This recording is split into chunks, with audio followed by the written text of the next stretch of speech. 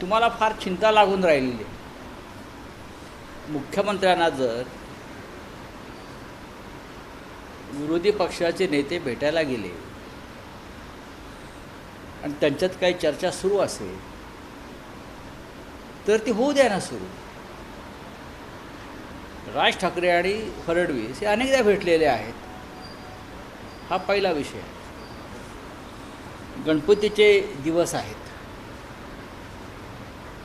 घरोघर गणपती येत असतात. कदाचित ते गणपतीचं आमंत्रण द्यायला गेले असतील, राज्यासंदर्भातले काही प्रश्न असतील. ज्या पद्धतीनं फडणवीस यांच्या काळात काल मुंबई बुडाली काय 2 दिवस मुंबई बुडते आहे. मुंबई, ठाणे, नाशिकसारखी शहरं बुडाली. राज्याच्या प्रश्नांवर त्यांची काही चर्चा सुरू असेल, त्याच्यामध्ये एवढं त्रास करून घ्यायची गरज नाही कोणाला. आम्हाला त्रास झाला आहे का? नाही, आम्हाला माहिती आहे काय आहे ते. काय नक्की सर? कशाला सांगू? आम्हाला माहिती आहे ना. भेटतात. महाराष्ट्राच्या राजकारणामध्ये मुख्यमंत्र्यांना विरोधी पक्षाचे नेते भेटत असतात. आता इथे आम्हीसुद्धा अनेकदा भेटतो, म्हणून त्याच्यावर चर्चा कशा करता करायची. यापूर्वी ते भेटलेले आहेत, भेटू द्या. ते का कोण कशा करता भेटतं हे भेटणारे नेतेच सांगू शकतात. मी का भेटलो आणि माझी काय चर्चा झाली. 2 प्रमुख नेते भेटत आहेत, त्यात एक राज्याचे मुख्यमंत्री आहेत आणि एक स्वतः राज ठाकरे आहेत. त्या दोघांमध्ये बंद दारात आता चर्चा सुरू असेल असं तुम्ही म्हणताय. त्यांनीच सांगायला पाहिजे आम्ही का भेटलो. आणि मला असं वाटतं की राज ठाकरे यांचा स्वभाव पाहता ते स्पष्ट आणि परखडपणे या भेटीविषयी बोलतील. एक शंका उपस्थित यामुळे होतात की एकीकडे दोन्ही भाऊ एकत्र येताना दिसतात, शिवसेना आणि मनसे, आणि त्याच दरम्यान ते भाजपचे नेते आणि मुख्यमंत्र्यांना भेटतात. त्यामुळे जनतेच्या मनात संभ्रम निर्माण होतो. ते राज्याच्या मुख्यमंत्र्यांना भेटलेले आहेत, लक्षात घ्या. ते राज्याच्या मुख्यमंत्र्यांना भेटलेले आहेत आणि राज्याच्या मुख्यमंत्र्यांना भेटणं हा काही राजकीय अपराध नाही. उद्या माझं काय काम असेल, माननीय उद्धव ठाकरे यांचं काही राज्याचं किंवा सामाजिक काम असेल तर त्यांनी भेटलं पाहिजे. राज्याचा मुख्यमंत्री हा एका गटाचा किंवा पक्षाचा नसतो. ते 11 कोटी जनतेचे प्रतिनिधी आहेत, ते मुख्यमंत्री आहेत आणि त्यांनीसुद्धा मुख्यमंत्र्यांनी त्या पद्धतीनं वागण्याचा प्रयत्न केला पाहिजे. जसे या देशामधले पंतप्रधान हे भाजपचे पंतप्रधान आहेत असं आम्ही म्हणतो, त्याला कारण आहे.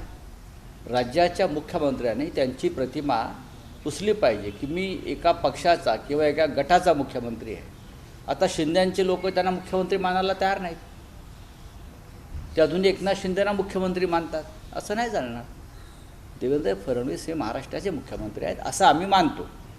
सर, बेस्टच्या निवडणुकीमध्ये ज्या पद्धतीने दोन्ही ठाकरेंच्या आकडे बघायला मिळाले, दोन्ही ठाकरेंचा पराभवच एक प्रकारे झालाय असं मुख्यमंत्र्यांनी म्हटलेलं आहे. होऊ द्या. त्या पार्श्वभूमीवरती ही भेट होती. बघा, तुम्ही काय एवढं गांभीर्याने घेताय ते बेस्ट वगैरे. अहो, एका पतपिढीची निवडणूक आहे ती काय महाराष्ट्राची लोकसभेची महानगरपालिकेची निवडणूक आहे का?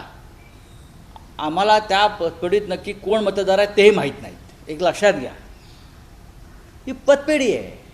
पतपेढीमध्ये काही लोक एकत्र आले, निवडणूक लढले असतील. बरं, ती का आमच्याकडे होती का? नाही, मला त्याच्याविषयी अजिबात माहिती नाही. मी वारंवार सांगतो, हे विषय दिल्लीत चर्चेचे नाही आहेत ना. हे BSTच्या एखाद्या बस आग्रामधली चर्चा आहे. तुम्ही त्याला इतकं भव्य स्वरूप देताय. मला माहीत नाही. परत सांगतोय, मला विषयच माहीत नाही. कारण महापालिकेसंदर्भातल्या कोणत्या विषयावर मी कधी चर्चा करत नाही. तो माझा विषय नाही. त्यासाठी आमचे वेगळे लोक आहेत, वेगळे प्रवक्ते आहेत. ज्यांनी ती निवडणूक ज्यांच्या नेतृत्वाखाली लढली, तुम्ही त्यांनाही प्रश्न विचारले पाहिजे. मला इथे उत्तरच माझ्याकडे नाही आहे, का मला विषयच माहीत नाही. तुम्ही संजय शिरसाटांचा 2 दिवसापूर्वी विषय मांडला होता. त्याच्यामध्ये गणेश नाईकांनी हे सगळे कागदपत्र विरोधी पक्षांना देण्याचं काम केलं आहे आणि ते शिंदे विरुद्ध काम करतात असा एक सूर पाहिजे. मला माहीत नाही मुळात 50,000 कोटीचा भ्रष्टाचार झाला आहे की नाही याचं उत्तर द्या. दिवलकर यांना बेकायदेशीर पद्धतीने सर्वोच्च न्यायालयाचा आदेश डावलून ते कायदेशीर हकदार नसताना 5,000 एकर जमीन वनजमीन ज्या पद्धतीनं 25 दिवसात देण्याचा उपक्रम सिडकोचे अध्यक्ष संजय शिरसाट यांनी केला, हे सगळे त्यांचे आदेश, हे सरकारी कागद दप्तर हे जनतेसाठी खुलं आहे. गणेश नाईकांवरती कशा करा? तुम्ही भ्रष्टाचार केलेला आहे.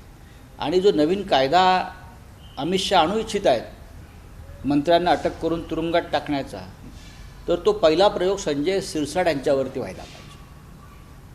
पहिला प्रयोग हा संजय शिरसाट यांच्यावरती व्हायला पाहिजे.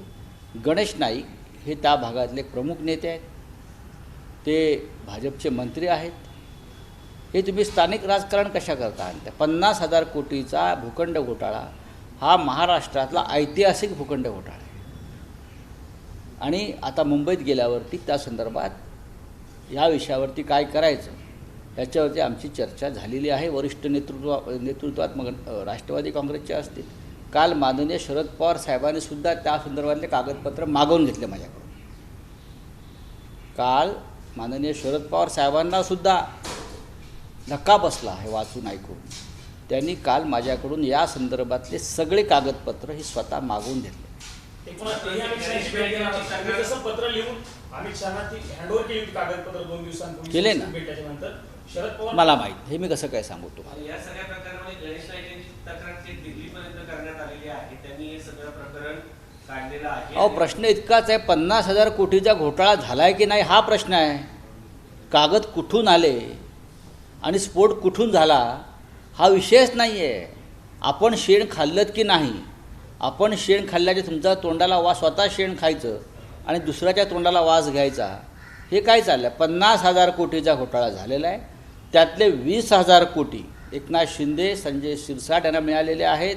त्यातले 10,000 कोटी दिल्लीतल्या बॉसपर्यंत आलेत असं त्यांचेच लोक सांगत आहेत. याच्यामुळे याच्यात सगळ्यात जास्त बदनामी अमित शहांची झालेली आहे, हे मी त्यांना स्वतः सांगितलेलं आहे. सर, काल अमित शहानी पंतप्रधानांना पदावरून काढण्याच्या संदर्भातलं विधेयक लोकसभेत मांडलं. मग काढा काढा. एवढे आरोप आहेत प्रधानमंत्र्यांवरती की या देशाची सार्वजनिक संपत्ती आपल्या एका मित्राला कवडी मोल भावात किंवा फुकटात दिली. अमेरिकेत ज्या मित्रावर लाचखोरीचे आरोप आहेत आणि त्याच्यावर अटकेची टांगती तलवार आहे, त्याला वाचवण्यासाठी प्रेसिडेंट ट्रम्प पुढे ऑपरेशन सिंधूमध्ये शरणागती पत्करली. हा राष्ट्रीय अपराध केला आहे प्रधानमंत्र्यांनी. गुन्हा दाखल करावा गृहमंत्र्यांनी देशद्रोहाचा आणि अटक करावी, बडतर्फ करावं. आम्ही स्वागत करू कायद्याचं. सर, काल जेव्हा हे विधेयक सादर करत असताना सुरुवातीला अमित शहा पहिल्या बेंचवर होते, नंतर विरोधकांनी जेव्हा पूर्णपणे विरोध केला त्यानंतर चौथ्या बेंचवर गेले. हे रणछोडदास आहेत सगळे, लक्षात घ्या. रणछोडदास ही गुजरातमधली एक उपाधी आहे. रणछोडदास हे प्रत्यक्ष समोरून कधीच लढाई करणारे लोक नाही आहेत. यांच्या हातात पैसे आणि जेव्हा सत्ता आणि पोलीस असतात तेव्हाचे मर्द असतात. एरवी हे मर्द नसतात. ज्या दिवशी ह्याच्या हातात सत्ता नसेल ह्या लोकांच्या आणि त्यांच्यावरती अटकेची टांगती तलवार असेल, तेव्हा हे सगळे लोक याच कायद्याच्या भीतीनं देश सोडून पळून गेले. काँग्रेसनं PMLA कायदा आणला तेव्हा त्यांना सांगण्यात आलं की या कायदा तुमच्यावर उलटेल. आता मी सांगतो, अमित शहाने हा जो कायदा आणलेला आहे हा कायदासुद्धा अमित शहाने मोदींवरच उलटणार आहे. कालाय तस्मय नमः ही काळानं घेतलेला सूड आहे. PMLA कायदा काँग्रेसने आणला आणि त्या कायद्याचा गैरवापर करून त्याने आम्हाला अटकेत टाकली. आता हा जो कायदा अमित शहा आणतायत, बरं का, हे अमेंडमेंट जे आणतायत मंत्री, मुख्यमंत्री, प्रधानमंत्री, ह्याच कायद्यानुसार भविष्यात हे लोक तुरुंगात जातील. काल KC वेणुगोपाल यांनी अमित शहांना त्यांच्या गृहमंत्री पदाच्या कार्यकाळातील आठवण करून दिली. पण अमित शहा म्हणाले की मी राजीनामा दिला आणि मग कोर्टाने जेव्हा सांगितलं निर्दोष मुक्ती कर तेव्हा पुन्हा. बघा, अमित शहा हे खोटं बोलण्यामध्ये देशात नंबर 1 आहे. अमित शहा राज्यमंत्री होते. अमित शहांवरती गंभीर स्वरूपाचे गुन्हे होते. अमित शहा परागंदा होते. अमित शहांच्या सुटकेसाठी बाळासाहेब ठाकरेंनी आणि माननीय शरद पवारांनी, हिंदू हृदय सम्राट माननीय बाळासाहेब ठाकरे यांनी आणि शरद पवार यांनी कायद्याच्या पलीकडे जाऊन त्यांना मदत केली, तेव्हा आजचे तुम्हाला अमित शहा दिसत आहेत, लक्षात घ्या. आणि निर्दोष कधी सुटले? केंद्रात मोदी आल्यावर निर्दोष सुटले हो. त्यांना कोर्टाने निर्दोष नाही सोडलं, निर्दोष सोडवून घेतलं. जसं आज न्यायालयाचा वापर करून आमच्यासारख्या लोकांना त्रास दिला जातो आहे, शिवसेनेला असेल, राष्ट्रवादी काँग्रेस, इतर पक्ष. नरेंद्र मोदी केंद्रामध्ये आल्यावर त्यांनी स्वतःला त्यातून त्याची सुटका करून घेतली. त्यांनी फार नाकानं कांदे सोलू नयेत. हे नैतिकता वगैरे शब्द अमित शहांच्या तोंडी शोभत नाहीत. त्यांनी त्याची जाणीव ठेवली नाही. त्यांनी ज्या लोकांनी त्यांना सोडलं त्यांचे पक्ष भविष्यामध्ये फोडले. हंपक लोक आहे ते. माझ्या पुस्तकात त्या सगळ्याचा उल्लेख आहे. त्याच्यावर उत्तर दिलं आहे का कोणी? माझ्या तुरुंगातले जे अनुभव आहेत, नरकातला स्वर्ग, त्यात हे सविस्तर आहे की हिंदुहृदय सम्राट बाळासाहेब ठाकरे असतील, शरद पवार असतील, ह्यांनी अमित शहाना आउट ऑफ वे जाऊन कशी मदत केली हे आहे. आहे ना. त्याच्यामुळे तुम्ही यांचं काय सांगताय? यांना हे कसे सुटले आम्हाला माहिती आहे. मी साक्षीदार आहे.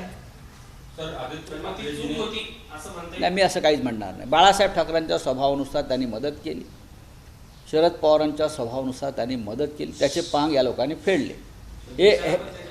हे एहसान फरामोश लोक आहेत.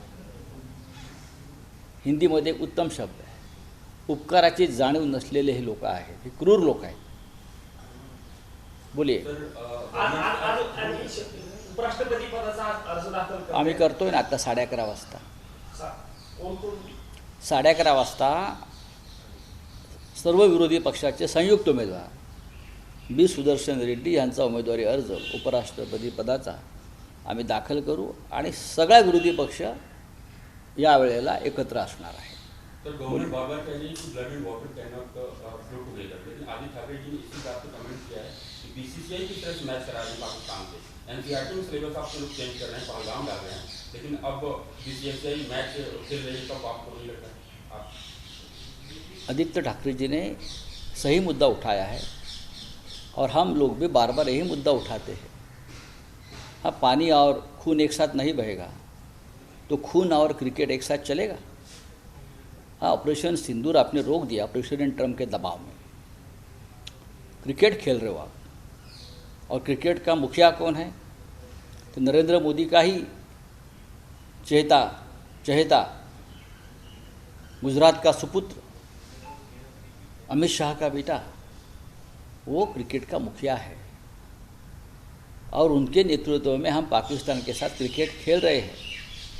ये बताना चाहता हूँ. और यहाँ हमको नैतिकता के पाठ पढ़ा रहे हैं ये लोग. नैतिकता, राष्ट्रभक्ति के पाठ हमको उनसे पढ़ना है. ये दुर्दैव है हमारा. इसी बैड लक ऑफ कंट्री. जिस तरह से सर कल बिल इंट्रोड्यूस किया गया, उसको सर एक कमेटी में भेजा गया, किस तरह से आपका क्या कहना है? अरे, पार्टी अगर ये बिल को मंजूरी कर देनी है तो सबसे पहले बिल मंजूर होने से पहले गृह मंत्रालय ने एकनाथ शिंदे, अशोक चव्हाण, हेमंत विश्व शर्मा, प्रधानमंत्री मोदी जी, उनके ऊपर आपराधिक जो मामले हो सकते हैं या है उसको चालना देनी चाहिए. प्रधानमंत्री ने अपने मित्र को, अपने दोस्त को पूरा देश बेच दिया है. अमेरिका गौतम अडानी के ऊपर जो कानूनन वहाँ जो कार्रवाई चल रही है वो रोकने के लिए प्रेसिडेंट ट्रम्प से सौदा कर दिया लोगों ने और ऑपरेशन सिंदूर से पीछे हट गए. ये कितना बड़ा अपराध है. प्रधानमंत्री को बरतरफ करना है तो इस मुद्दे पर बरतरफ करना चाहिए. अमित शाह क्या बड़ी बड़ी बातें करते हैं, नैतिकता की बातें अमित शाह जी करते हैं. उनको शोभा देता है नैतिकता की बातें करने में. जिसको जेल में डालने वाले थे, चक्की पिसिंग वाला मामला कल आया था ना, वो अपने सरकार में लेकर बैठे हैं. हाँ, भ्रष्ट सभी देश के सभी भ्रष्ट लोगों को, सभी व्यभिचारी लोगों को, हत्यारे, गुंडे, बलात्कारी अपने पार्टी में लेकर ये हमको नैतिकता के पाठ ये लोग पढ़ा रहे हैं. ये ढोंगी लोग हैं, भंपक लोग हैं. उनके ऊपर विश्वास मत रखिए. जल्दी ही ये लोग देश छोड़कर भागने वाले हैं.